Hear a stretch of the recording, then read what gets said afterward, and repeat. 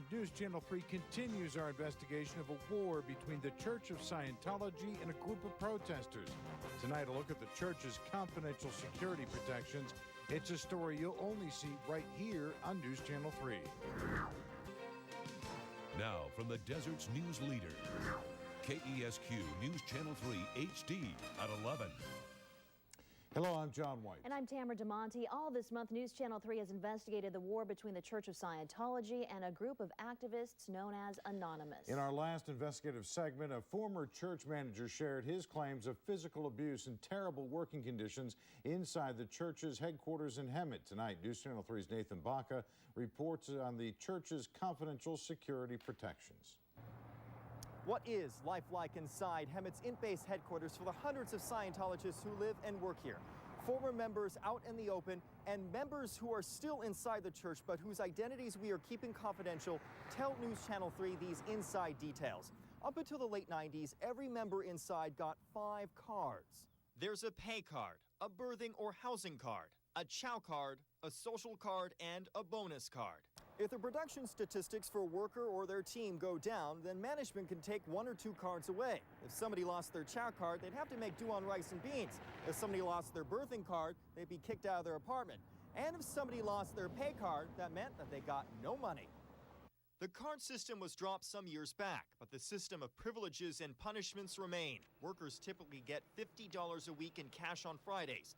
To keep up with management production goals, some work up to 100 hours a week. Confidential int-based sources say internet usage is severely restricted, and all letters written inside are read first by the church's Office of Special Affairs. Documents obtained by News Channel 3 state the Office of Special Affairs regularly works with private investigators.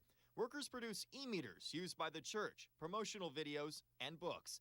Since the workers are given room and board, they are told they do not get paid minimum wage because they are religious workers. Some are members of the Elite C organization.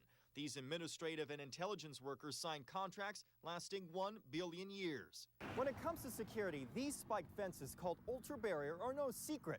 Confidential Scientology security sources tell us that these were put in place after equipment thefts more than 20 years ago.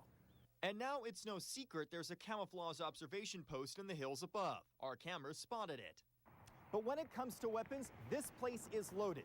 Scientology security sources confidentially tell News Channel 3 that as of a few years ago, this place had 8 12-gauge shotguns, 6 .45 caliber handguns with hollow point bullets, and 1 bolt-action .308 caliber scoped sniper rifle. And as far as all the cameras, they went up after multiple drive-by shootings 15 years ago. The Sheriff's Department began to appreciate the cameras on the roadway. Every time there was a chase or suspected criminal driving on Gilman Springs Road, the church handed over their video when asked to police and began a close relationship.